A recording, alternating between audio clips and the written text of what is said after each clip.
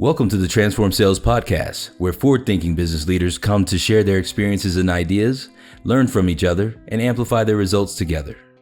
Hey guys, what's up? Amir Ryder here for the Transform Sales Podcast, the software demo review series. I have my guest, Jesse Owlett, the CEO and founder of LeadMagic.io. Super active in the email community. This guy is a email community master. That's how we met, and I'm grateful to have him on the show. Jesse, what's up? How are you? Hey man, couldn't be happier. How you doing? Great to chat with you today. Yeah, likewise. So for those that don't know, Jesse, maybe you can introduce LeadMagic.io and tell everybody, what your software does and what helps buyers do that they couldn't do before without their software. And, sure. Yeah. So LeadMagic, we're helping people with the problem where they need to find email addresses, they need to get all of that data live, and they need to get it into their messy CSVs. You have a bunch of CSVs that have your spreadsheets that have a bunch of contact data, and you want to clean it up. So we're doing it real time, which has some advantages over a lot of the different database tools out there that are sort of doing it in another way, where they're basically storing the data and then they're doing it. We're pulling it out real time, and that just allows us to be a little bit more accurate. And also we're doing it for less cost, so it doesn't really cost you as much. And we're allowing people to buy it only based on if we find the information or not. So a lot of people have been doing it. We've had to convince a hard audience, which is that growth hacker kind of like that group first. And that group's the hardest. They'll shred your tool they'll try it out and then they'll get rid of it in the same hour if you're not good. So we've had to sort of like win that group over, and now we have sort of taken it out more toward the mainstream. So if I could summarize for people, because obviously I know your product well, and I know your team well. So essentially, before your product, people will be buying, SAP software like email automation software and data provider, and then there'd be kind of cleaning it here, cleaning it there, kind of connecting a lot of tools together. And what you guys are really doing is being ahead of the curve when it comes to changes that are in the email industry and baking it all into your platform so people can deploy email campaigns faster, cheaper, and more efficiently. Would that be also a decent summary? Yeah, and we've actually just added, we've added mobile numbers in there as well now. So we're now doing that. A lot of people have been happy with that information. They've said they've had their highest connect rates with our mobiles. We're just very keen on, hey, how much are you spending? I've paid for a lot of data in my life, for this stuff. And we wanted to get it to people faster, cheaper, better, that sort of thing. Makes sense. Talk to me about your ideal customers. Is there a specific industry, employee count, location that is your sweet spot, your 80/20? Or, what does that look like? What are the clients that are raving fans of your product look like? Yeah, today, right now, we've really, we've honed in on a particular market. I've got a lot of people who do a lot of email, cold email, that sort of thing. So that group has been sort of our market. And what I mean by that is like a lot of these companies are like either agencies, lead generation agencies that are doing it. They're building up their client base. They're enriching the data for their customers. They're going to need bulk discounts. They're going to need this stuff to come out fast, and it's going to need to come out through an API. So there's that group. And then really what's happened is a lot of startups now are starting to look at it as they're building their founding sales team. So like those types of things. And, for really any B2B business, now I know that's but if you really want to say where we've niched is, a lot of the smart lead community, Instantly, some of the other email providers. You have to say lead generation agencies are your best clients, not your only clients, but your best clients.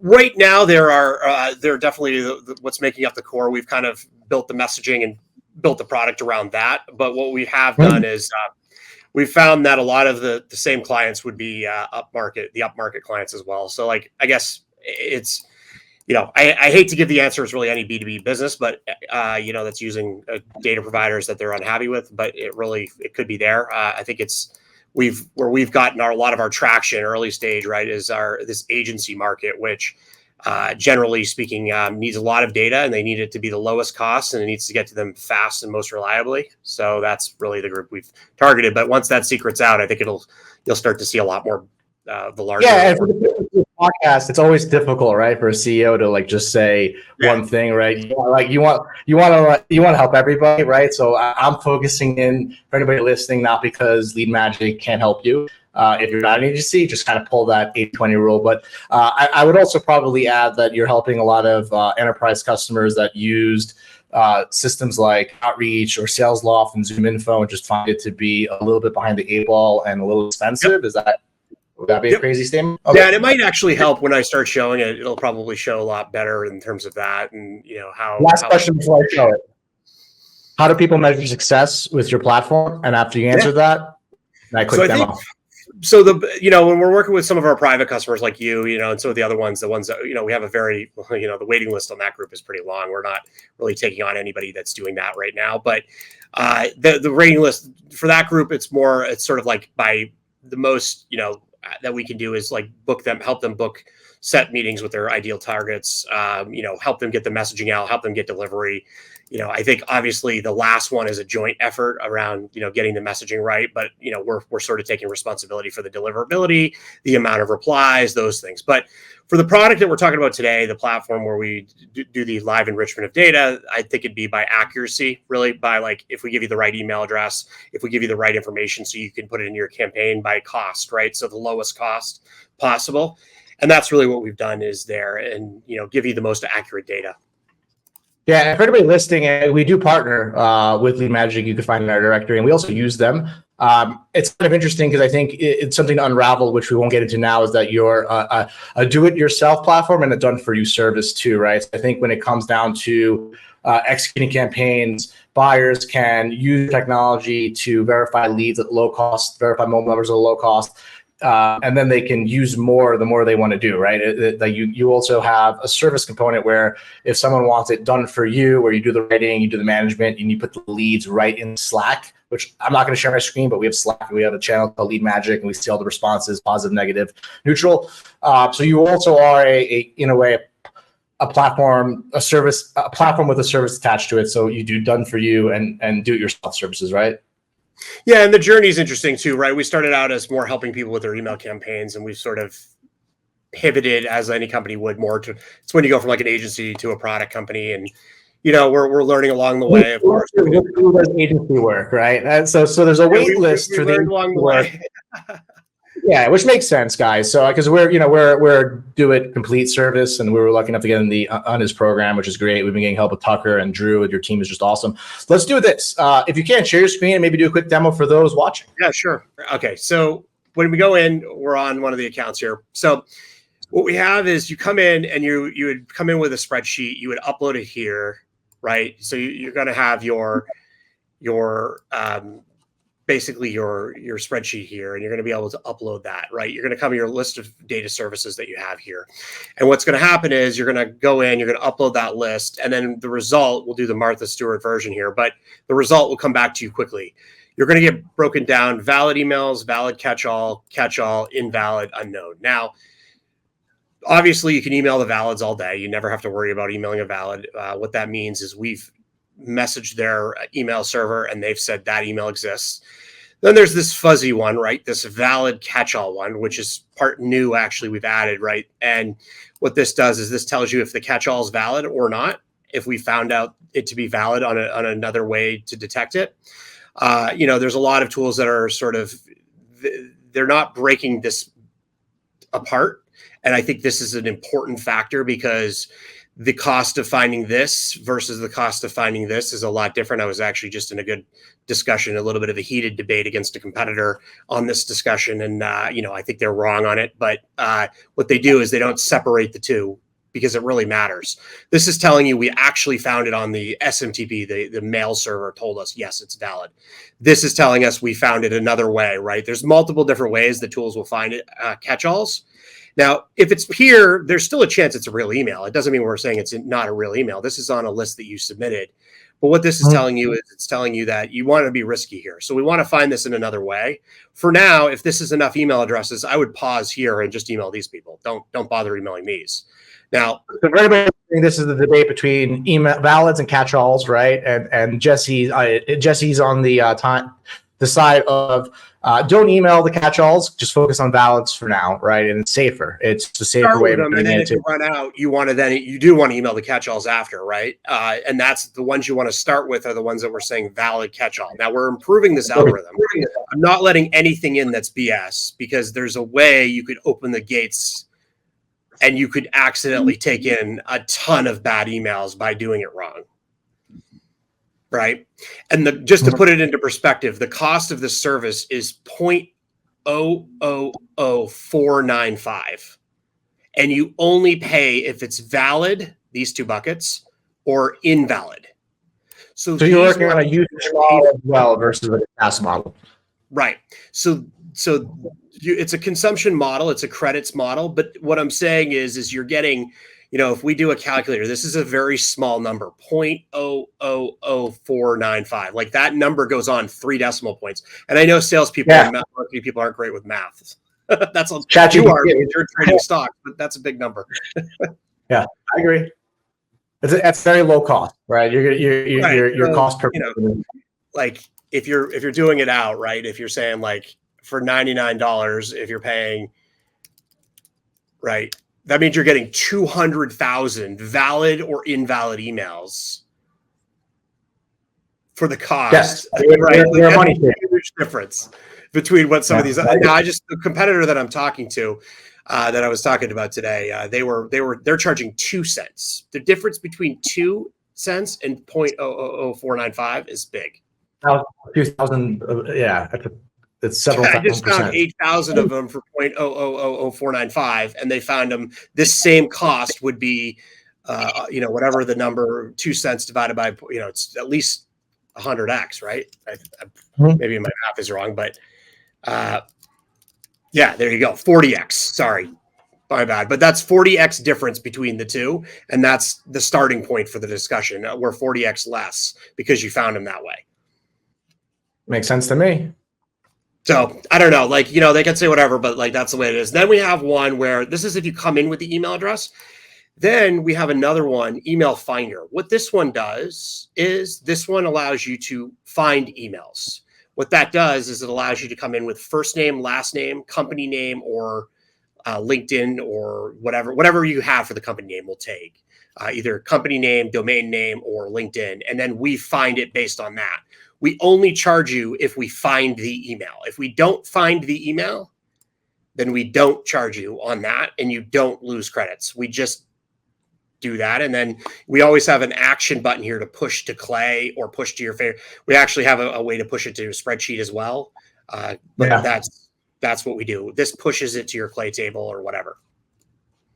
Yeah, for everybody listening, Clay is one of the most popular sales engagement tools, not sales operation tables out there. And I think your API just went live with them, so it works well with all of this Clay. stuff is accessible by API, which a lot of developers and people who are building products. We have a lot of SaaS companies now using our product to do it behind the scenes. Cool. Then Mobile Finder, which is this is if you're doing. Oh yeah, and by the way, this is sort of the best part of it is if we were to look here. And we were just looked, if we click on this gives you a sheet. The sheet is just one of those beautiful spreadsheets with all of the information. We've edited the sheet after, but basically this gives you hey, this is everybody here, right? And we just append onto your sheet. So if whatever that is, you're going to get your sheet. Not only are you going to get it in the CSV here that you've already downloaded, you're going to also have it in a live results file, which is in Google Sheets. Now, a lot of people like that, right? They like the fact, and they can see what was consumed by them, right? The credits that consumed. Yeah, so that's quickly enriching the sheet they upload, and they could see the mobile number and the usage right there. So it's not going back and forth with sheets. That's what we did when you use our mobile numbers. Yeah, and most people don't want to go out of their spreadsheets, right? They want to keep it in their Clay or Google Sheets. I think people are kind of sick of the platform plays, the lock-in platforms. The same story, the Zoom info story, rent the data, rent the platform. We're going to lock you in, and we're going to put a bunch of, booby traps in the data. And in case when you want to come up, our lawyers are going to be there for you. But that's what's going to happen. And, what we're trying to say is buy it by the success, right? If we find it, and look, if you called us up and said, hey, this email, if you sent us a message saying we got a bunch of bad results, we're clearly going to refund it or whatever. It's never happened, but if it ever happened, the quality of what you get back is what's important. We only want to charge you for what you want to use. Like nobody wants to pay for stuff. Zoom info, Apollo, the big, they're great companies. They're awesome. We all work with them. We all use them, but there's inefficiencies with cost and process, and you're fixing some of those problems. You're lowering the cost. You're making it faster, cheaper, more efficient. You're kind of open sourcing it so that people aren't locked into their platform, and they could use their own sheets, and they can put it into their own workflows and smart lead and whatnot, which is great. Yep. And that's kind of how we've done it. Now, the same with mobiles. Like if we don't find the mobile, we're only going to give it to you if we've accurately found it. Now, how are we doing it? There's a couple of methods we're doing on mobile to verify them. Some stuff that I think it's pretty innovative. The stuff that we're doing, I'll be a little bit secretive there. What can I share? What can't I share? So share something that on the mobile finder, we're not calling them, so we're not doing that. I don't want to give people the notion that we're calling them, but there's a lot of places that you might put your phone number that we could validate it against, right? And I won't go into exactly which places we do it. It does tend to change. If somebody messages me, I'm happy to speak with them about that too, just to give them some confidence. We have to, just for the safety of the program, we have to keep it kind of confidential there, and it actually adds a lot more accuracy. But you'll be able to tell which mobiles we believe are real and then you can always push to Clay, and you can compete. You can put us in a waterfall or whatever you want to do. Plus, we're also in Clay. So if you're using Clay, you could just put your key, your LeadMagic API key, which you have up here, in Clay, and you could use it as much as you want for the cost. Makes sense to me. Yeah. So then we also have technographics, which this is like, we might compete against like a Built With or some of those tools. But, you come in, you submit it, and then this is 12 credits. This would be like, the equivalent of, let's say on like a basic plan, like $99 plan, that's about $12. So it's like a penny a credit. So that's kind of how you can think about it. That's like one list. So if you wanted to get all of the Shopify stores, if you wanted to get all of the 6 Cents installs, you could do that. And then that would just help your campaigns. It's awesome. I actually have more things to play around, and I see more of the Slack messages coming in. Yeah, and the result. We should. I'll give you. I'll send over the more credits over here so you can play around with it. But here's another one. Like, I know this is how I would talk. Let's just. I'll show you how we would do this one. So what we're doing here. This is our jobs data. What we're doing on here is really cool, actually. So we found everybody's job board, and we're scraping the actual public job board that they have out there for their live records. And we're doing it real time. So we're doing it like every hour, we're scraping everybody's job board and we're finding out what their jobs are. So if you go to like here, right, Salesforce is hiring as of now, they just posted it, right? They just posted that they're hiring a sales development rep in Israel out of their, okay, so it's a little bit confusing here, but that's on their Workday. And then we have that, and then they get all of that information on here. And then what people will do is they'll kind of segment it or whatever. Let's see if let's just get sales development, but let's target just the US. So what we want to do is just target the US. Whoops, I meant to do country. Colombia? Yeah, sure. Let's do Colombia. Let's see who's targeting there. So there's 50 companies hiring in Colombia. So what we're going to do, the last one was so I'll just show you how this list would go, and I'll show you how you'd build an automatic trigger to go email these people. So quickly, the way you do it is you get the whole list, right? It will cost 50 credits or whatever for those 50. Then it's going to show up in your history, right? It's going to be taking it live, right? It's already pretty much done, right? So we've got it here. Now you have those 50 in there. Did you see how fast that? I mean, we didn't pause the video or anything, right? That just happened, And then what I would do is I would just grab my Clay table and I would just push to Clay. So I would go push to Clay.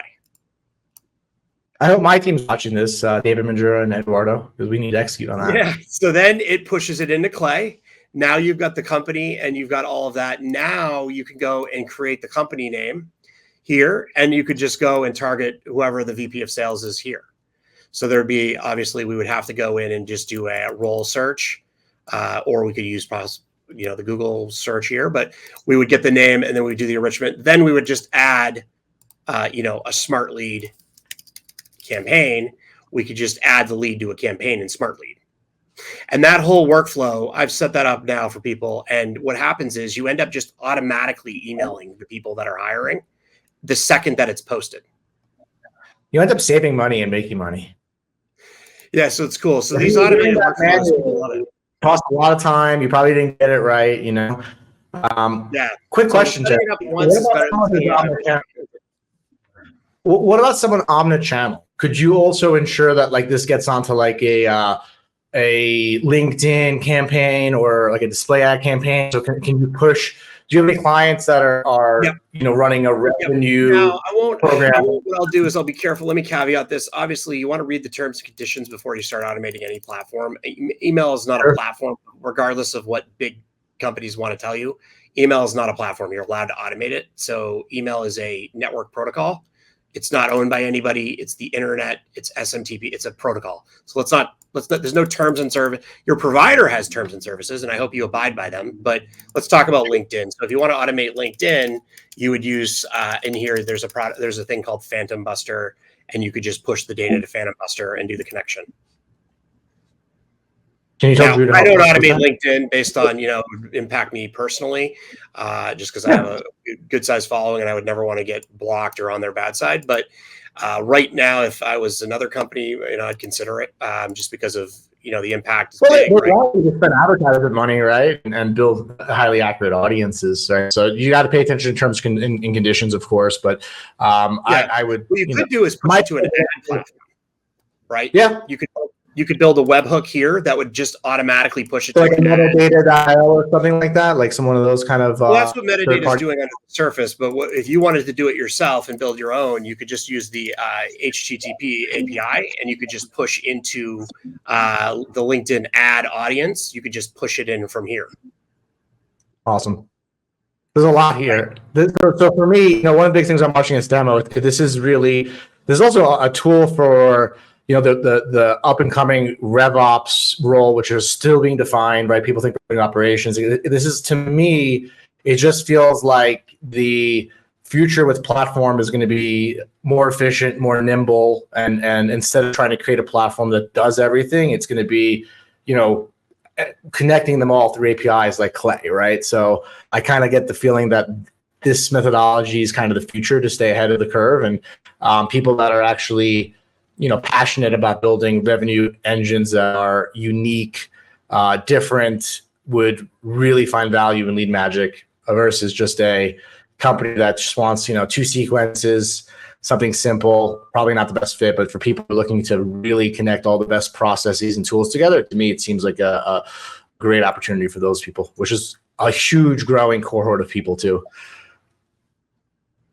Yeah, so that's totally right. I totally agree with what you're saying there. And I think the platform story is a little bit like, no, it's going to get broken up. Like everything will get broken down to smaller parts, and people will buy from people who are flexible and have a, you know, like it's not going to, I think people are going to get unlocked from these big giant platforms. The platform play has never been proven over time, like to be success. Like it'll eventually end, right? Now there'll be some major companies built on it, but like, you know, when you look at like a Clay, the reason they're doing so well is because they're so engaged with the communities out there that are talking about this, and there are people that just love the product, and that's why we've invested a lot of time in integrating with their technology and doing that. We don't have a lot of cycles, but we're not going to go out and be like, hey, you know, we want to go integrate with like Salesforce, right? And there's a reason for that, right? Because if we wasted a bunch of time there, I don't think their users would just like. They don't have the user, like their user base is just not as motivated as I found the users on Clay to try new stuff out. So we have to go there, right? That's where the puck goes, and we're just following it there, right? But if you get me there. I do, yeah. It's basically like the old enterprise way of spending $1 million in Salesforce and $1 million in Zoom and not being able to change for 10 years. You're more of a product-led growth, listening to the customer and not trying to lock everyone in contracts for the investor, right? And it's more geared towards the user, if I, you know, understand it correctly, which is totally fine. And I think every product has a life cycle, and perhaps Salesforce and ZoomInfo were like that 15 years ago, but they changed a little bit, which is totally fine. And you're kind of filling that gap probably, where what got them there was probably low contracts, good pricing, a lot of listening to the customer. What's up? And as they grew, they changed, and now you're filling in that gap, which is awesome. Yep. Yeah. So anything else to show us? Yeah, go ahead. Sorry. Oh, this is the last one. So this is like if you were trying to find out what companies are spending now on ads, on Google Ads, paid. This is paid Google Ads. You would basically come in here and you would upload a list of domain names, company names, and you could just download the results file. This is just to get a sample of like what it looks like. But basically what this is going to tell you, this is free. You can get the yearly if you want for free. But so then basically I've just been doing some coding here. You never know what the computer's going to do with that. But basically this is what you would get. So you would get like a list of the month. So this would be like, February of 22, this company, Bloom.ai, $31. So you can see, and what we find a good trend is if you're calling somebody to develop, hey, if they're buying ads for leads and they're buying ads for sort of generating revenue, you probably want to say like, hey, you're spending this much on ads. Like, have you ever thought about doing it this way? They're going to be a lot more receptive to that than they would be if you were just coming in like, hey, I'm Mr. Cold Call, Mr. and Mrs. Cold Call, like they get a lot of that now. So like coming in a little bit differently like that. So you could just upload that list here and then you know what they're doing, and it's funny when we actually find a weird trend that not many people know about that we've talked about. But if we look at companies that are doing layoffs, what we found is 3 months before, they typically slash their ad budget before the layoff. So this has also been used by a lot of SDRs to find out if they're losing their job or not. What they'll do is they'll come in and they'll look at the system and they'll say, wow, my company just slashed our ad spend by like 100%. Now, the good ones aren't going to just quit. They're going to go start asking the right questions internally, right? Of course, don't just quit on this date. I'm not trying to guarantee. We haven't had a 100% hit rate. If we did, we would be doing other stuff. But it is a good indicator. It's a sort of like an indicator you can get before the news drops kind of thing. And this is like, I'm sure we have got a lot of investment professionals that are in here looking at companies and trying to determine this is actually a good indicator for this. And if you could find out when a company drops their ad spend, it's going to be a huge opportunity for you to know what's going on. In a reverse direction, where if a company is increasing ad spend, it might be a good indication. Yep. Market fit. Yep. It probably means, if it's a B2B company that also has a sales motion, they're going to need salespeople to cover those leads. So you would come in and you would say, hey, I saw you just increased your ad spend by 50% month over month. Assuming that means you're going to probably salespeople. It makes sense. We'll go both ways, right? But knowing the pirate community, you're definitely you're definitely a supporter of the SDR and the little guy. So I appreciate that, and as I am, I also help people get jobs in the marketplace. So I definitely align with you there. But both signals at both directions, right? And I've seen you talk about the layout predictor as well. So it's weird. Also a it's higher. Weird that it works. I'm surprised that it actually works. But it does there's a lot of tools out there. I get sometimes consulting requests for like Zoom Info or this or that through consulting platforms, and it's like right before someone's going to make a big investment, right? So it's like there's also a lot of signals in the street that people need to put their ear down that they can take action on to drive revenue, right? So, which is cool. Anything else you got for us, Jesse? I'll let you get back to coding, man. We have another section, and I'll just say if you're a Smart Lead user, some people are doing this. We have a whole section for Smart Lead. This is just basically we've represented the data from Smart Lead. We're not storing it. We're actually just what we're doing is we're just giving you the Smart Lead data in like a different format, which a lot of people like just because we ran a lot of our own campaigns and we needed it to be in a certain format. So people will use this to kind of augment their Smart Lead system. And then we also have a Google Sheets plugin that looks a lot like this to just kind of enrich the data just for our APIs. And then we've got, we got a lot of things coming. We're working on the accuracy. We're working on all kinds of things. So, really excited. If you want to try it out, it's 100 credit, or you can get 100 credits, or, if you need more to test it, just like chatbot us and we'll figure something out. But you can come in and just try it now with your email. You don't even need your company or any approval or anything. So come on in and try it out. Guys, before I let you go, screenshot. This is my Slack. That's my LeadMagic channel. You can see I got all these responses piped in. I can quickly go to email campaign reply rates. This is all from my campaign with LeadMagic, which I find to be awesome on the done for you service. Jesse, anybody who's looking to try LeadMagic or contact you or be part of your community, where can they find you and how can they communicate with you, and how can they get in that WhatsApp group that you keep so private? Yeah, definitely. And by the way, thanks for all your contributions in there, man. And I know you've put out a lot of good content in there, and you put out a lot of good stuff. I really value the partnership. And also your marketplace. I mean, we've seen some good traction there. A lot of people, obviously, you're a pretty well known entity in the B2B SaaS world, and looking forward to continuing the partnership here. Yeah, likewise. I appreciate that. My one ask is if you see anything that I post that is off or not accurate, I want you to call me out publicly. No, everything you posted is accurate. No, but that might be the problem. No, great. What I ask is, I want you to promise me that you'll call me out publicly. I love debate. I love conversation. I think that debate and conversation is great for the industry. So promise me you'll call me out, okay?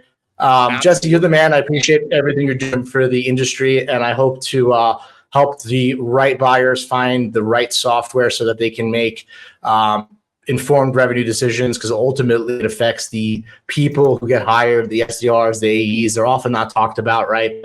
Their career, the difference between President's Club and 2 years staying at a company versus getting churned out has a lot to do with the company's ability to create demand gen. And it's often overlooked that the people behind the scenes that are helping leaders create consistent pipeline, they also affect people's lives and their jobs and their families. So thank you for the work you do.